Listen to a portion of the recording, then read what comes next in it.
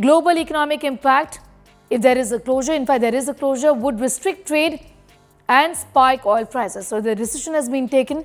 The price immediately drops, and the president announced these tariffs on the largest market for America's farmers. Imagine losing $27 billion overnight. No, it wasn't a hacker or some Wall Street crash. This was a financial tornado cooked up halfway across the globe. What did Iran do to crush American farms, put sorghum in the ICU, and leave US? Before we move on, I'd like to ask you a small favor. If you appreciate this content, please take a second to like this video and subscribe to the channel. Over 98% of you watch the videos without subscribing. It costs you nothing, but it makes a huge difference to us. So, did you click the subscribe button? Great! Thank you so much. Now, back to the video. Farmers scrambling to save their livelihoods. Spoiler, it has to do with something called M4, but don't let the name fool you. This was no luxury sedan. Buckle up for a wild story of farmers, geopolitics, and a $27 billion black hole. It sounds like something the villain in a spy movie would name their master plan, but Iran's M4 strategy was no work of fiction. It was a deliberately crafted economic playbook designed to throw a wrench in U.S. agriculture. The idea was simple: hit America where it hurts, and for farmers, the hit came in 4 sharp jabs: maritime disruptions, monetary manipulation, market expansion, and manufacturing resilience. Together, these moves didn't just dent U.S. farm exports, they left them in shambles. Tariff talks top of mind. South Florida farmers say they're in trouble. Crops are rotting on the vine, and they're blaming the ongoing trade wars and... Let's start with the maritime disruptions, because that's where the chaos began. Iran used its control over the Strait of Hormuz, a vital trade artery, to create shipping bottlenecks. It's a strategic location connecting the Persian Gulf to the Arabian Sea, and that's why it becomes important for transport. Ordinary grain transports turned into a logistical nightmare. Tankers sat anchored for weeks, insurance premiums soared, and exporters were forced to find alternative, far more expensive shipping routes. Meanwhile, perishable goods, like soybeans and fruits, didn't exactly wait patiently. A complete mortgage moratorium where farmers don't lose their farms while the president is playing footsie with all of these other countries. Huge storage facilities in the Midwest became hostages to a simple reality: no buyer, no export. And as the goods spoiled, so did the profits. But Iran didn't stop at the sea lanes. It leaned into monetary manipulation, taking advantage of sanctions loopholes to stabilize its trade currencies and offer competitive deals. China, one of America's biggest agricultural customers, saw an opportunity.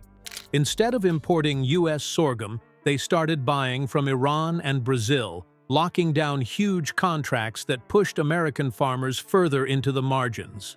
Some called it economic chess, but for Midwest corn growers, it felt more like checkmate. Energy costs also played a sneaky role in this collapse. Iran's control over global oil and LNG flows forced energy prices to spike. Iran's possible Gulf disruption plan may mine Strait of Hormuz, making U.S. farming processes more expensive from start to finish. High fuel costs jacked up everything from the price of running irrigation systems to transporting goods cross-country. Suddenly, American corn wasn't the cheapest option anymore. When the dust settled, or rather, when it didn't, U.S. farm exports nosedived by an incredible 94% in just 2 months. Sorghum shipments to China? Those shrank by 95%, almost overnight. And if Iran was playing chess, Washington felt like it wasn't even sitting at the table. So how exactly did the U.S. respond to this? Or did it respond at all? When your ship is sinking, you don't patch one hole and call it a day. But Washington's response to the farm crisis felt a lot like that, barely keeping things afloat while water kept pouring in. The price immediately drops, and the president announced these tariffs on the largest market for America's farmers. First came the $21 billion disaster aid package, pushed through alongside the American Relief Act of 2025. On paper, it looked like a lifeline. Farmers, reeling from export losses, had a glimmer of hope. Officials swore this would stabilize rural America, and for a brief moment, people believed it. But optimism quickly turned into frustration. Instead of help, farmers faced delays that made molasses in January look fast. Federal aid got stuck in red tape. Requests for USDA grants or loans hit a bureaucratic freeze just as farmers stood on the brink of financial ruin. Overstuffed silos became a grim symbol of the crisis. One Kansas corn farmer, quoted in a local paper, described how his product, rotting unsold, practically mocked him every time he opened the barn door. Meanwhile, bills piled up: equipment payments, property taxes, even loans from rural banks. Everything fell into arrears. More dangerously, farmers were losing the one thing they couldn't afford to lose: time. While U.S. farms struggled to stay afloat, Iran and other countries snapped up market share abroad. American soybeans were collecting dust, but Iran's freshly harvested produce filled new trade voids in Asia. Every missed shipping deal wasn't just a loss for one farmer. It pushed the global marketplace further toward U.S. competitors. Global economic impact, if there is a closure, in fact there is a closure, would restrict trade and spike oil prices. So the decision has been taken. Meanwhile, debates in Washington over long-term solutions stalled any real progress. Some lawmakers pushed for expanded conservation efforts or tech innovation to create new trade flows. Others argued for higher subsidies to keep farmers in business no matter the cost. But fiscal hawks slammed the brakes, calling it reckless spending. The cracks in the system widened.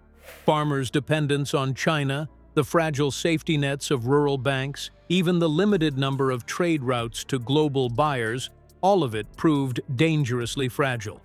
By early 2025, farm bankruptcies nearly doubled from the year before. The Chicago Fed issued a stark warning. U.S. farm loan repayment rates hit their worst point since 2020. With farmers struggling and Washington divided, where does that leave the heartland now? The $27 billion collapse wasn't just a bad couple of months for U.S. farms, it was a flashing neon sign exposing the cracks in the system. America built an agricultural empire on the backs of subsidies and shaky trade routes that crumble under pressure. Maybe it's time to rethink how we feed ourselves and the world, because this isn't just an economic story. It's about food security, global influence, and the real price of dependency. Iran's M4 strategy proved one thing: planning beats brute force every time. So, what's the move now?